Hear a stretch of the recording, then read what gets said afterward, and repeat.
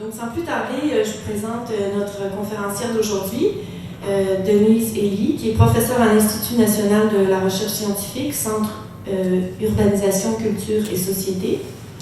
Madame Elie est vraiment une pionnière de l'étude de l'immigration au Québec. Elle a commencé bien avant la plupart des chercheurs de la province. Elle s'est beaucoup aussi intéressée à l'histoire de l'immigration chinoise au Québec, entre autres. Elle est formée à la fois en sciences politiques, en sociologie, en études orientales chinoises et indonésiennes et au doctorat en anthropologie. C'est dire qu'elle a abordé ces thèmes de recherche d'un point de vue multidisciplinaire bien avant que ce soit à la mode.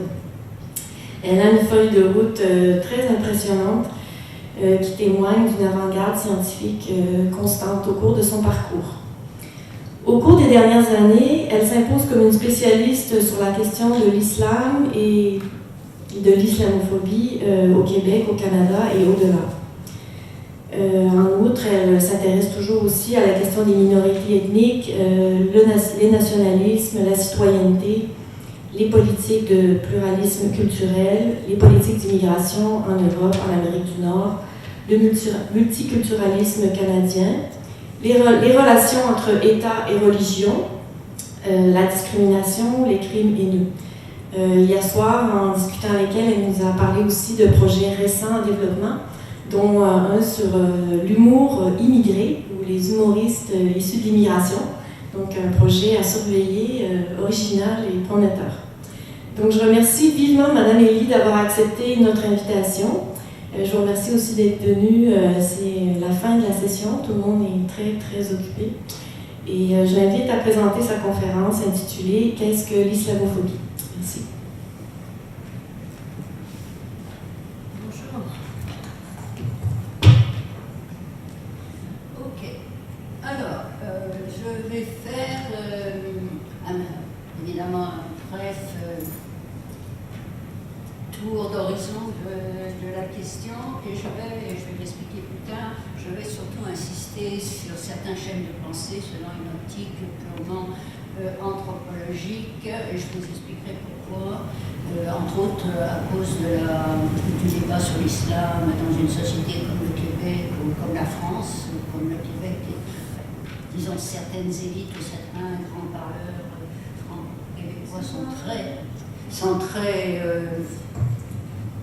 colonisé par le débat français. Donc, le débat français sur la question de la religion n'est pas très brillant. Donc je vais regarder, je vais poser des hypothèses pour moi, pourquoi ça pose tant de problèmes, tout débat sur le statut public de la religion dans une société comme le Québec ou la France, ou la Wallonie, par exemple, en Belgique. Alors, le sens actuel, je vais vous passer les éternels débats universitaires qui sont souvent plus des questions de statut universitaire qu'autre chose. Disons que l'islamophobie, on va s'intéresser pour la définition à ce qu'en sont les symptômes. Et les symptômes, les manifestations empiriques, c'est tout simplement une crainte et une haine de la religion musulmane.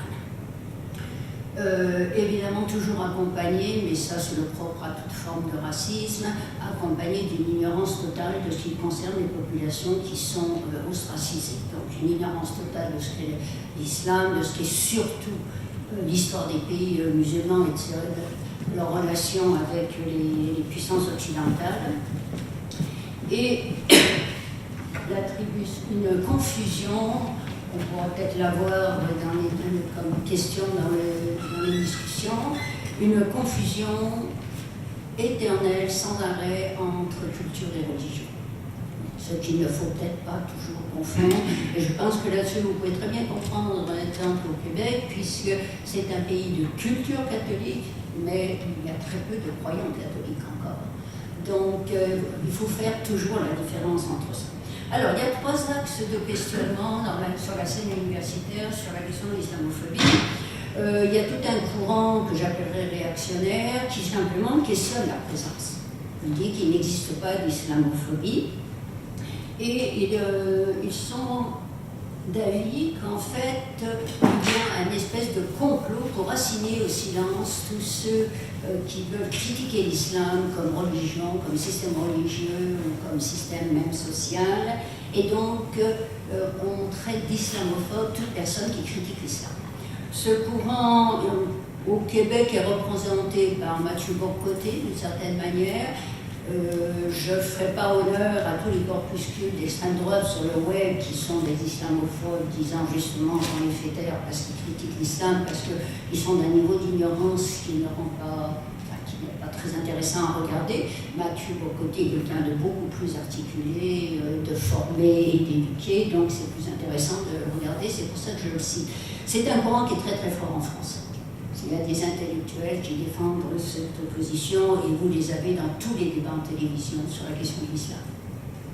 Le deuxième axe de questionnement, c'est un axe qui admet qu'il y a un ostracisme des musulmans et de l'islam, mais qui dit que tout ça est très justifié et légitime, vu que l'islam est une religion complètement archaïque et inapte à la modernité et à la démocratie. Alors on a deux représentants très vocal, comme on dit ça en français, qui parlent haut et fort au Canada, qui sont donc Manjil, la jeune femme, et puis Tarek Fatah, qui est journaliste au National Post.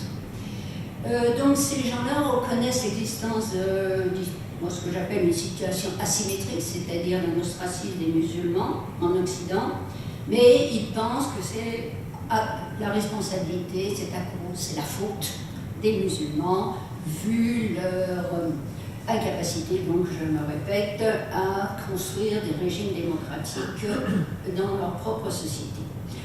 Alors, une chose cependant, on peut penser qu'il faut une réforme de l'islam, on peut être de cette opinion, je n'en suis pas au sens où je pense que ça ne nous regarde pas. C'est aux musulmans de faire leur propre réforme et non pas à des gens extérieurs de le faire, et surtout que si une réforme il doit y avoir, il faut qu'elle se passe dans les sociétés musulmanes, et je ne vois pas très bien qu'est-ce qu'on a à dire là-dessus.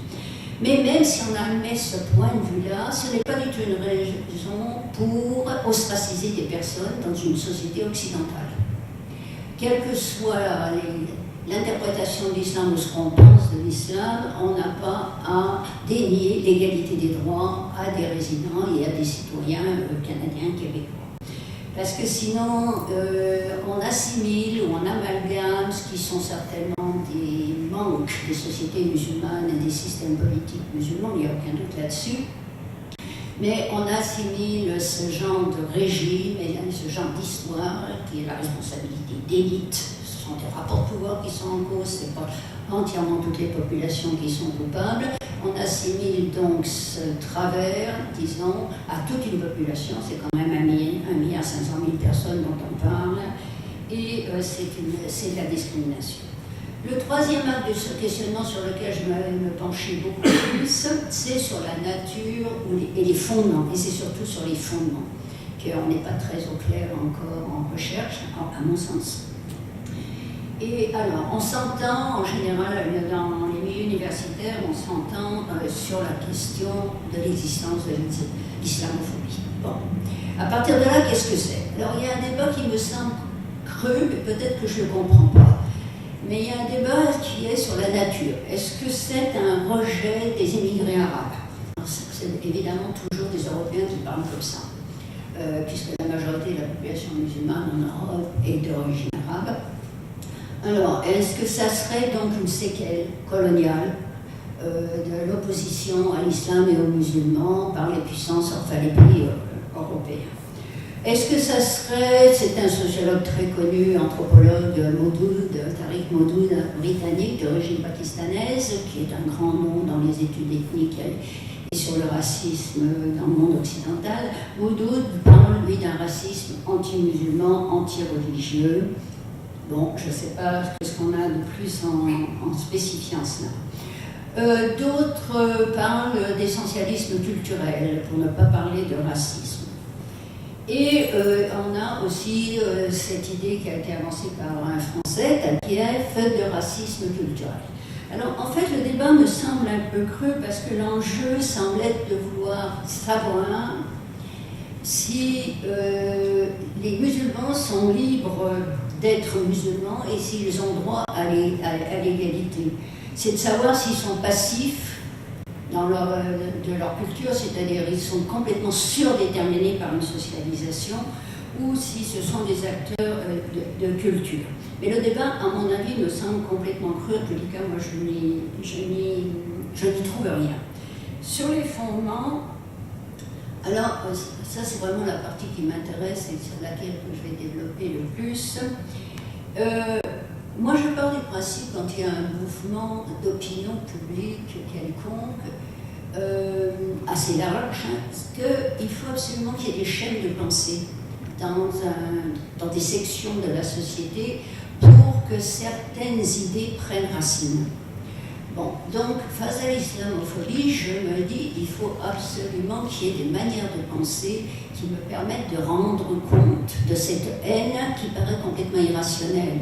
Et quand on discute avec des islamophobes, je veux dire, le débat est quasi impossible. J'ai encore discuté hier, je racontais hier soir avec mon coiffeur qui est un Libanais maronite, et on a tourné en rond pendant une demi-heure parce qu'il me dit tout simplement l'islam est une religion de cruauté, de violence, vous êtes des grands naïfs. Bon, vous connaissez l'accusation de tous les gens qui professent un peu le libéralisme politique par ce courant, c'est vous êtes des grands naïfs et vous êtes en train de vendre l'Occident à l'islam, vous allez être envahis. Bon, et quand je lui ai dit, mais tout ça c'est de la panique. Mais son grand argument, et qui est un argument que je n'arrive pas à contourner, auquel je n'arrive pas à répliquer, c'est le prophète, le fondateur de cette religion, n'a eu que des propos cruels, meurtriers, misogynes. Et donc, un de ses grands propos a toujours été il faut tuer les mécréants, donc les juifs et les chrétiens. Et les autres n'en parlent pas.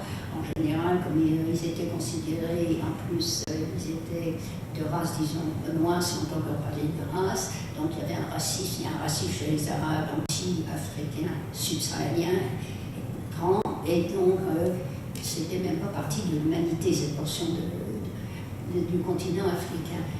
Donc là, il y a comme un mur dans le débat, et c'est pour ça que c'est intéressant de toujours discuter avec des gens qui sont fermement islamophobes, parce que ça met à l'épreuve notre propre logique.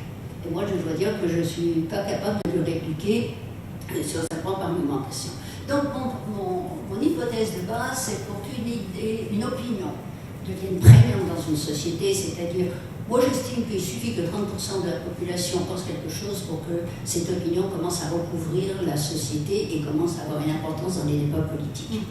Donc, il faut repérer des chaînes de pensée. Je suis anthropologue, c'est peut-être un défaut. Largement admis. Alors, moi, et là, on a plusieurs idées. Il y a l'idée des postcoloniaux, c'est un courant très à la mode, vous devez le savoir si vous faites de la socio ou de l'anthropo, qui dit qu'en définitive, l'islamophobie n'est qu'une nouvelle forme, une activation d'une matrice, d'une manière de penser raciste qui est séculaire en Occident. Et les historiens qui travaillent là-dessus, qui sont surtout des Américains en fait, remonte jusqu'à l'Inquisition, jusqu'à la première rencontre avec l'islam, donc l'Espagne en Europe, donc remonte au 10e, 11e et avant. Et ils font toute l'histoire de l'ostracisation des cultures non européennes par les puissances européennes. Donc c'est une attribution de caractéristiques, disons, négatives.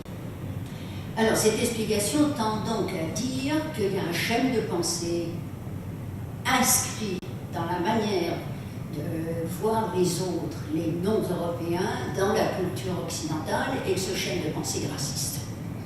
Il y a, quand on regarde de près l'histoire européenne, il n'y a aucun doute qu'il y a un schème de pensée raciste pour regarder la différence culturelle ou tout ce qui est différent. Mon problème en anthropologie avec cette idée-là, c'est que même s'il y a une matrice de pensée, elle ne recouvre pas, à mon sens, entièrement la société, parce que là-dessus, je suis restée très marxiste, c'est-à-dire que l'interprétation du monde, l'interprétation d'une idée est toujours différente suivant la position qu'on occupe dans les rapports de pouvoir.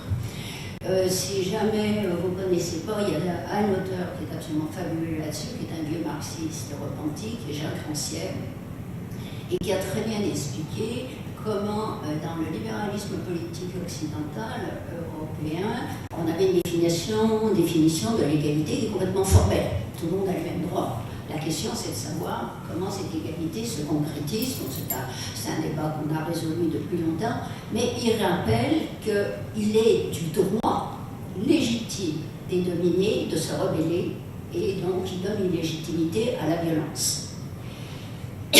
Et ça veut dire que même s'il y a une matrice raciste dans l'Occident, il n'y a pas de doute, ça ne veut pas dire que tout le monde est raciste. Alors que les postcoloniaux ont tendance à dire tout, l'ensemble des sociétés, l'ensemble des élites occidentales est au fond raciste. Donc il y a une certaine limite, à mon sens, à ce schème de pensée. Je pense qu'il y a un schème de pensée beaucoup plus puissant pour expliquer l'islamophobie que celui de l'ostracisme, de l'indifférence culturelle, c'est celui de la défiance ou de la difficulté du libéralisme politique à penser la religion. Alors je ne vais pas faire de philosophie politique. Pourquoi je m'intéresse à ça? Parce que ce qu'il y a de nouveau dans l'islamophobie par rapport aux autres formes d'ostracisme de minorité, c'est que tous les mouvements de gauche adhèrent à l'islamophobie. Il y a très peu de mouvements de gauche qui s'opposent et qui défendent les droits des musulmans. Et ça, c'est nouveau dans l'histoire occidentale.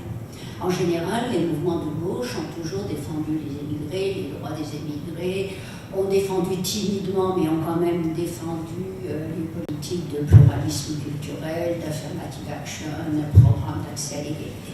Là, c'est nouveau.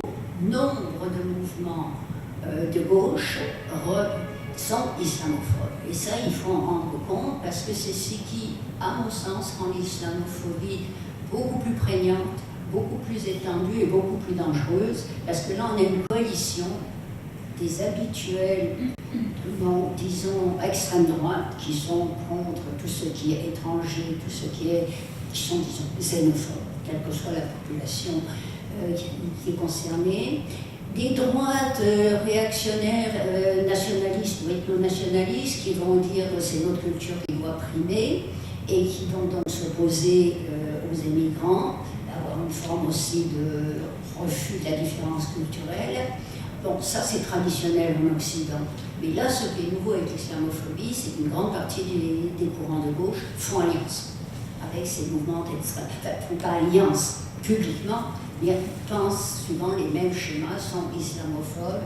Et ça, moi, ça me semble extrêmement intéressant à regarder et en même temps extrêmement difficile parce que dans ce cas-là, comment vous faites pour trouver un espace pour parler si, en définitive, tout le monde a plus ou moins humilié. Alors, pourquoi cette coalition, pas coalition, ça serait faux parce que ça serait au niveau empirique, il n'y a pas de coalition, mais pourquoi ce schème de pensée si répandu à travers les différents secteurs de la société et positions politiques? Bon, il y a une vieille idée en Occident, c'est que la religion c'est un archaïsme. C'est être religieux, c'est retardataire. Et ça, on le retrouve dès que vous commencez à parler avec des gens de gauche, et vous allez voir que ça va sortir à un moment ou à un autre. Au Québec et dans les sociétés catholiques, l'accusation de porter contre la religion d'être un archaïsme intellectuel est très très forte. C'est à cause de l'antidémocratie de l'Église catholique dans l'histoire, et donc il y a un ressentiment dans les sociétés ex-catholiques, ou catholiques encore, il y a un ressentiment contre la religion très fort. Donc le Québec là-dessus est très bien placé, et la France aussi est très bien placée, vu l'histoire des relations entre pouvoir politique et religion dans ces régions du monde. Alors le schème de la rationalité, bon, c'est une des grandes prétentions de l'Occident, c'est-à-dire que le monde, et nous sommes tous menés par la rationalité. Le schème à l'origine n'était pas aussi hégémonique, aussi prétentieux, si je prends un autre vocabulaire. Le schème était qu'on est tous capables de rationalité. C'était ça le fondement du libéralisme politique. Mais jamais il a affirmé que tout était né par la rationalité. Mais la plupart des gens sont convaincus qu'ils sont des êtres rationnels et que donc être pieux, c'est être irrationnel. Donc c'est être anti-moderne ou non moderne, amoderne. Ça, je pense que c'est ce que j'appelle un schéma de pensée extrêmement répandu. Je vous ai mis là pour simple information qu'il faut savoir que si les musulmans sont accusés d'être, comme on dit, pétris de piété et d'être les plus religieux du monde, c'est absolument faux. D'après toutes les enquêtes de Pew, donc le centre de sondage américain qui travaille sur la religion dans le monde, ou les World Value Survey, ce n'est pas vrai. Et au Canada, on a toutes les données. Les plus pieux et les plus pratiquants des immigrants, ce sont les bouddhistes, les hindouistes et les protestants minoritaires. Et ce ne sont jamais des musulmans qui sont évidemment dans ces églises protestantes minoritaires.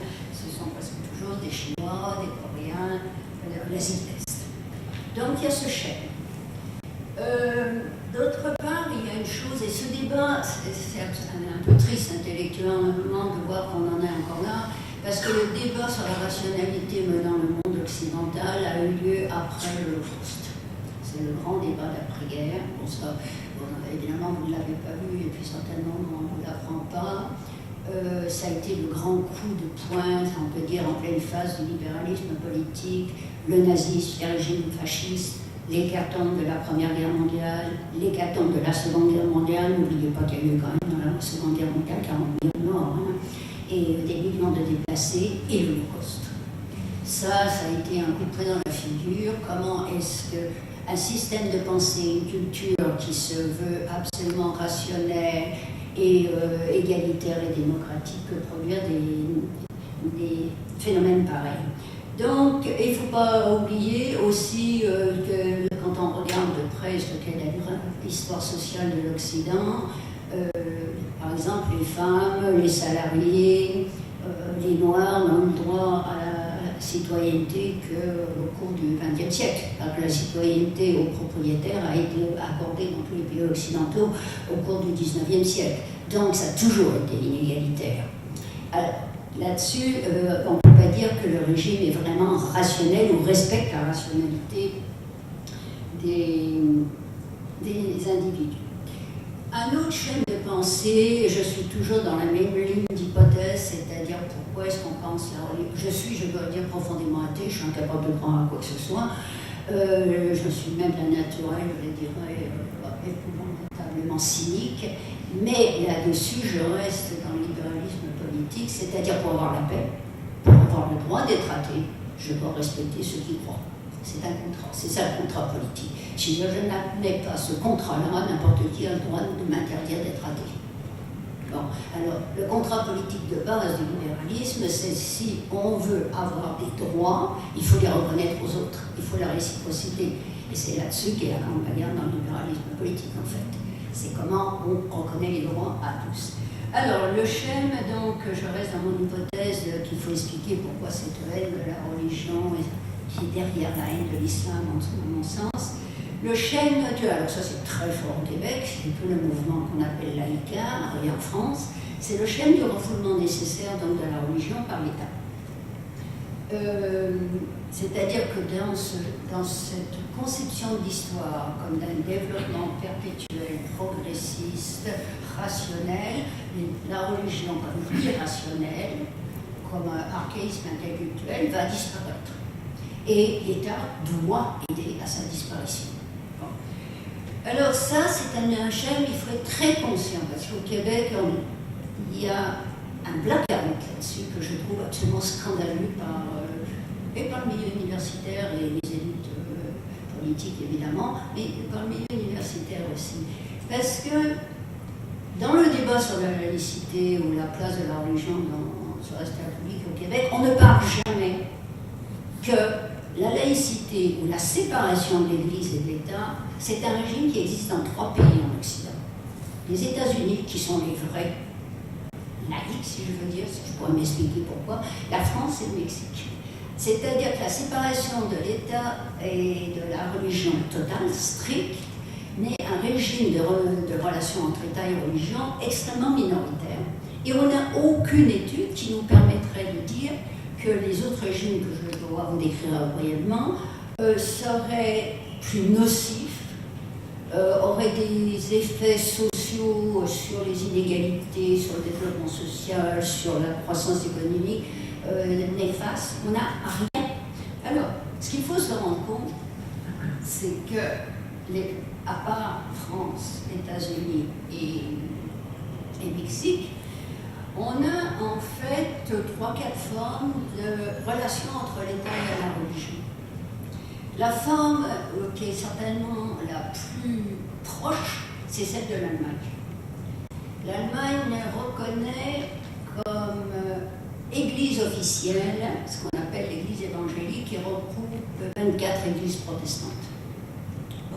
Mais ça, ce qui veut donc dire que l'enseignement de la religion est à l'école, est payé par l'État, et surtout ce qui est très important, c'est qu'elle a délégué quasi à cette église évangélique la gestion du secteur social, de l'aide sociale, de l'aide aux défavorisés et tout cela. Et pour lui donner les moyens d'intervenir, il y a un prélèvement de 9% d'impôts pour l'Église sur le revenu de tout Allemand.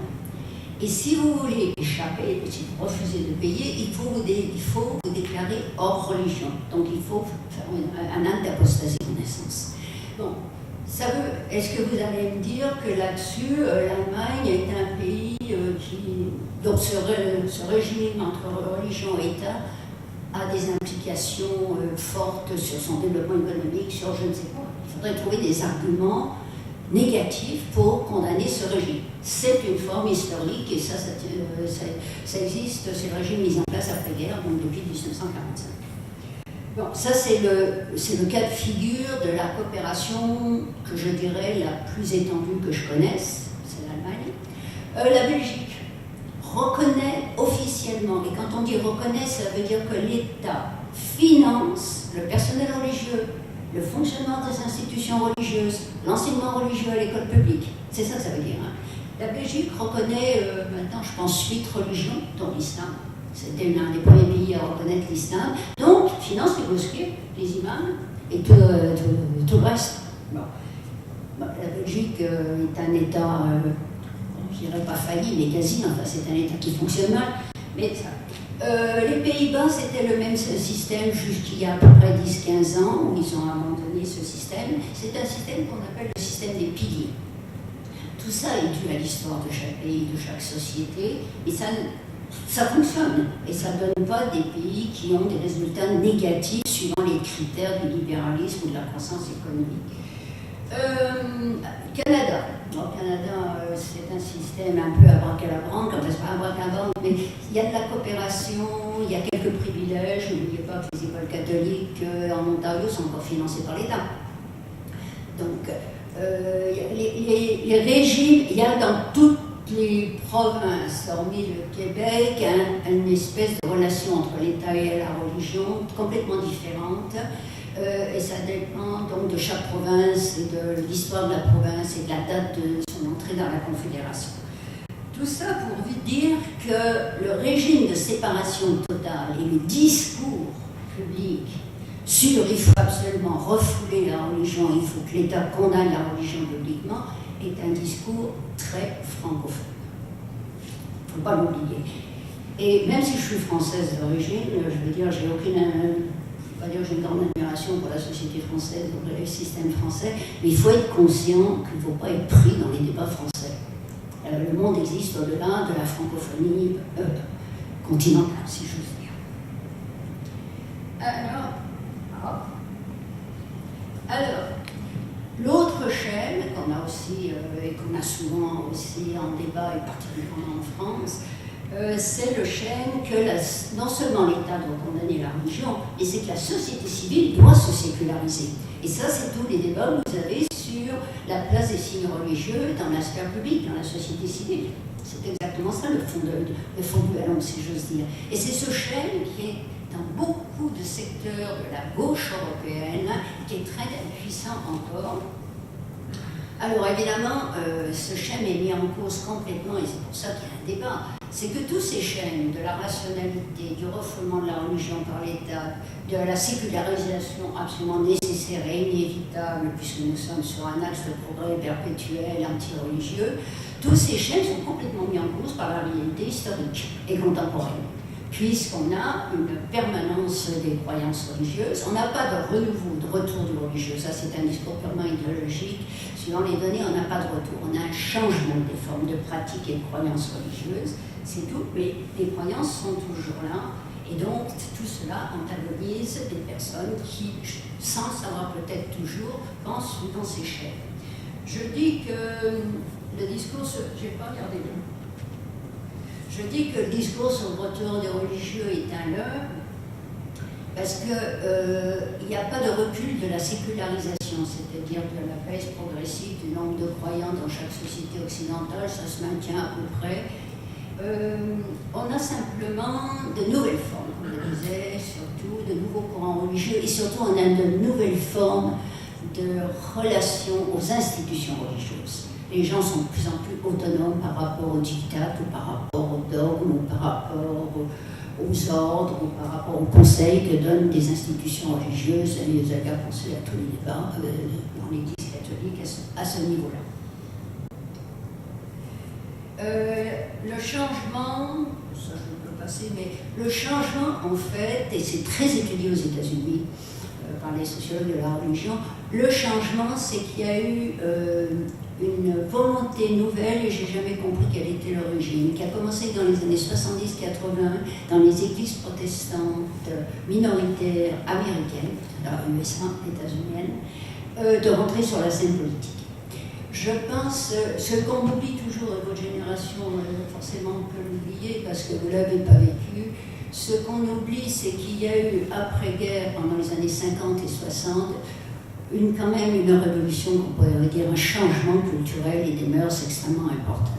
Et c'est là où nombre de minorités sont rentrées sur la scène publique. Les femmes en premier, mais n'oubliez pas que la première lutte des minorités dans le monde occidental, c'est la lutte des Afro-Américains. C'est eux qui ont mis en branle ce mouvement historique de demande de droits par les minorités, et ils ont gagné, mais ça a été assez sanglant quand même, enfin, ça n'a pas été très facile. Ensuite, les femmes se sont faufilées, si j'ose dire, ou sont entrées dans la bataille. Donc on a eu ce changement des rapports de pouvoir. D'un seul coup, les populations blanches qui se considéraient dominantes et légitimement dominantes ont perdu du pouvoir. Et je pense que là-dessus, les plus conservateurs au niveau des mœurs, qui étaient souvent des églises protestantes minoritaires, donc les mormons, les méthodistes, les baptistes, ont décidé de rentrer sur la scène politique pour endiguer ce changement. Et si vous regardez ce qui se passe aux États-Unis encore actuellement, et vous regardez un peu les chaînes de pensée, vous verrez qu'on est encore dans cette bataille sur le changement des mœurs. Quand vous écoutez un Trump, qui quand même ramasse quasi 30% d'adhésion dans les sondages, c'est un discours des années 50, 60. Là, je lisais un article contre les Mexicains, contre les Chicanos. Il est en train de demander qu'on expatrie quasi 11 millions de personnes, sinon plus. C'est un racisme anti-chicano, absolument virulent et meurtrier. Bon, ben ça, c'est la réaction qu'on a eue dans les années 60. Le Canada a été quelque peu exempté de ça. Le Québec, on l'a pour ainsi dire pas vu parce qu'il y avait eu toute la transformation des mœurs pendant la Révolution tranquille, quand même. Ça a joué, mais la réaction des Canadiens anglais, par exemple, à toute la politique d'ouverture aux minorités par le gouvernement fédéral pendant les années 60 a été extrêmement violente. Et ça, on ne sait pas, mais elle a été étudiée, on a les données, ça a été extrêmement violent. Donc, je vais passer au-delà. Comment ça se fait? Wow, il marche tout seul, ce machin. Bon, donc à ce niveau-là, je pense que ça vient de ce changement et on est toujours dans cette bagarre. Alors, ma position là-dessus, c'est moi qui parle, ma position c'est que même si on est contre ces mouvements conservateurs, que je pourrais même qualifier de réactionnaires, qui sont contre les homosexuels, contre les immigrés, c'est pas une raison pour ostraciser la religion. Les mouvements religieux ont parfois été progressistes dans l'histoire. Il ne faut quand même pas oublier que la plupart des sociétés européennes qui ont les meilleurs États-providence, ils ont été mis en place par des chrétiens démocrates. c'est-à-dire des partis social-démocrates d'inspiration chrétienne. Même si je suis athée, je suis bien obligée de le reconnaître, c'est un fait historique, à un moment, il faut le reconnaître. Bon, alors maintenant, l'autre partie de la question. Si on a plus ou moins, suivant mon raisonnement, c'est mon hypothèse, hein, c'est ça qui est sur la table, on a des chaînes de pensée qui sont activées plus ou moins. Il faut qu'il y ait ces chaînes de pensée pour que les gens se mettent à se représenter le monde d'une certaine manière. Je pense que je vous le répète, anthropologue là-dessus. Maintenant, au niveau sociologique, c'est là la place de la sociologie pour moi. Pourquoi ces chaînes de pensée sont-ils activées actuellement? Ils ont toujours été là. Ils font partie de l'histoire occidentale. La gauche européenne qui pense comme ça a toujours été là. Elle est là depuis plus d'un siècle et demi. Alors pourquoi ils sont actifs? Alors, bon, là ça va aller très vite parce que ça me paraît que c'est obvious, mais enfin. Bon, les conflits internationaux. On ne donne plus assez d'importance, je pense, dans l'analyse de ce qui se passe actuellement, entre autres le terrorisme, par exemple, à la fin de la guerre froide. La fin de la guerre froide, c'est la fin d'une espèce d'équilibre par la répression, par la terreur, par ce que vous voudrez, et qui fait que des territoires entiers qui étaient contrôlés, bon, sous l'égide de l'URSS, plus ou moins par la répression, mais surtout tous les conflits sociaux, les conflits ethniques, étaient contrôlés par cet équilibre entre les deux puissances, que ce soit en Afrique, en Asie et surtout au Moyen-Orient. Et la fin de la guerre froide, on a vu éclater effectivement toute une série de conflits locaux, ethniques, religieux, sociaux, autonomistes aussi. Donc il y a la question des conflits internationaux. Il y a les conflits locaux. Actuellement, bon, alors je ne vais pas revenir sur la question de la montée des extrêmes droites et de tous les mouvements de ressentiment et de frustration face aux effets de la globalisation et la montée des inégalités. Il n'y a aucun doute que ce sont des activateurs de ces chaînes de pensée contre l'islam ou contre les étrangers. Qu'est-ce qu'il y a encore? Et alors, moi je pense que en fait, cette bagarre sur les musulmans n'est aussi qu'une nouvelle facette favorisée par les conflits internationaux, surtout par ce qui se passe dans les pays musulmans. Attention, moi je n'innocente absolument pas les pays musulmans et les élites musulmanes qui sont des élites dictatoriales, prédatrices, qui vivent de rente ou de la rente agraire comme en Égypte, ou de la rente pétrolière, ou de la rente gazière, donc qui sont, ce qu'on appelait en 19e des compradors, ce n'est pas des vraies bourgeoisies, ce sont des prédateurs. Et ils ne créent rien, ils n'industrialisent pas, ils ne développent pas l'infrastructure des pays. Donc je n'innocente absolument pas ces régimes-là, et une des raisons, certainement, parce qu'un des fondements empiriques, discursifs de l'islamophobie, comme, disons, comment on dit ça en français, comme explication, c'est le terrorisme. Il faut se méfier, ce sont tous des terroristes. Bon, le terrorisme a un terreau, un des premiers terreaux certainement, est dans les régimes politiques, dans les sociétés musulmanes. Mais il y a aussi autre chose. Depuis les années 60, on est dans cette lutte que je vous dis d'acquisition, de réclamation, de revendication de droits par les minorités.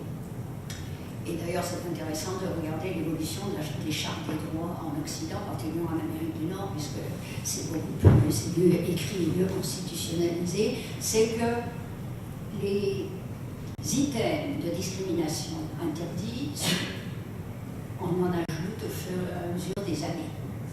Et chaque fois, vous avez, qu'on ajoute un item, c'est interdit de discriminer pour telle raison. Quand on ajoute une raison, c'est en fait un nouveau groupe social, une nouvelle minorité qui est ajoutée à la protection. Donc c'est ça. Alors, on était dans les années 60, la race, l'ethnie, la nation, l'origine ethnique. Maintenant, on est rendu, par exemple au Québec, on est rendu, je pense maintenant, à 13.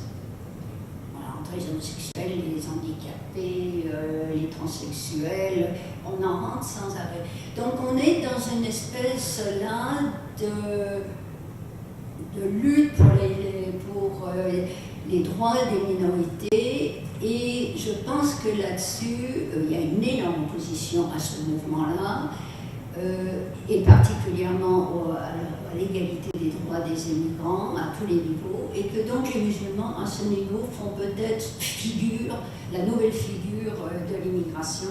Donc on est dans une suite de cette progression.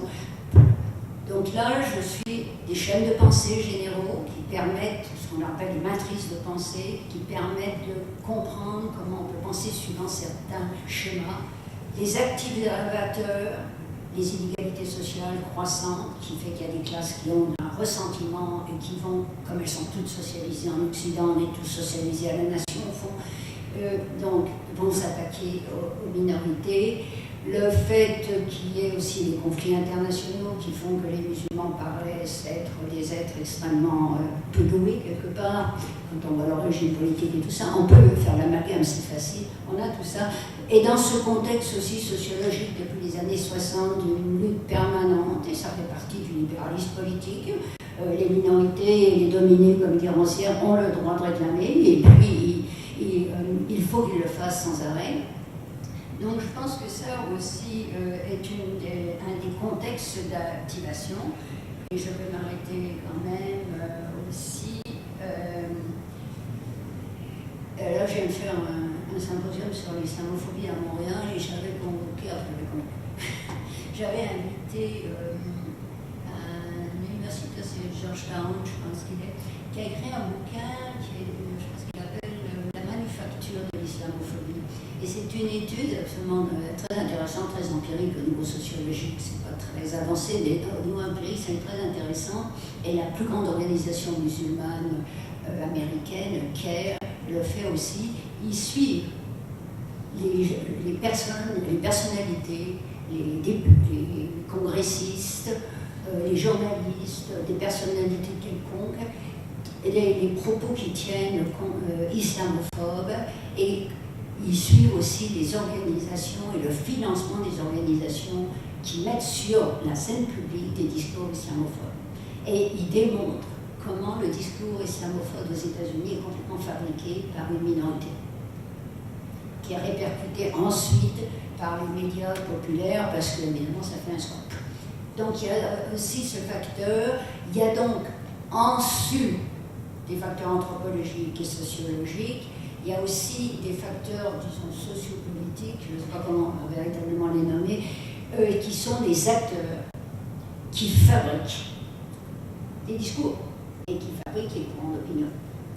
Et sur l'islamophobie, c'est assez curieux parce que sur le racisme, moi j'ai jamais vu d'études aussi précises. Par exemple, le racisme anti-noir aux États-Unis, j'ai jamais vu d'études aussi précises disant voilà, un tel a reçu tant de milliers de dollars et on a eu tel discours qui est sorti, tatitata. Et CARE le fait quotidiennement. CARE a 27 ou 28 chapitres dans les 50 États américains et tous les jours, vous avez la liste des propos islamophobes tenus par des gens qui ont un impact public. Donc, il les cite. Et on a eu le représentant de CARE au symposium et c'était très intéressant la manière dont il nous disait. On les cible et ils ont une capacité de répercussion de la nouvelle. Ils envoient ça au New York Times. C'est-à-dire ils font une liste noire. Et donc ils essayent d'exercer un contre-pouvoir. Donc il faut aussi des acteurs. Ce que certains appellent les entrepreneurs de l'islamophobie, particulièrement des auteurs australiens, ont fait une très bonne étude là-dessus. La personne dont je vous parle, c'est Nathan Lynn. Je pense que je vais m'arrêter ici. Donc, j'ai 3 lignes pour expliquer ce que j'appelle les manières de penser, le contexte sociologique qui va permettre que ces idées-là vont être activées à un certain moment, plus qu'à d'autres. Et puis, au niveau très empirique, quand on a ces facteurs favorables, des acteurs qui, connaissant et comprenant très bien la dynamique, vont s'emparer du potentiel qu'il y a là et vont l'utiliser pour leur propre intérêt. En général, c'est pour leur carrière politique, c'est pour des propos essentiellement électoralistes pour ce qu'on voit aux États-Unis. Je vous remercie.